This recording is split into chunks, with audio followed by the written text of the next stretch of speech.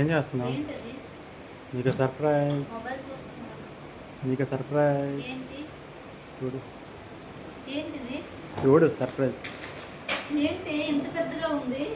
చూడు పుట్టినప్పుడు కాదు కదా? మొత్తది కాదు. చాక్ తీసుకురా.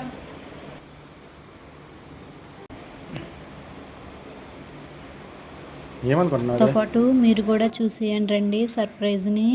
చాలా బాగుంది కదా, చూడండి నా ఫేస్లో ఆనందం. మన ఆడవాళ్ళకి ఇంతకన్నా ఏం కావాలండి? మనకు తెలియకుండా మన హస్బెండ్స్ సర్ప్రైజ్ ఇస్తే అది ఏ వస్తువైనా మనం చాలా ఆనందంగా ఫీల్ అవుతాం కదా, అది చిన్నదైనా పెద్దదైనా.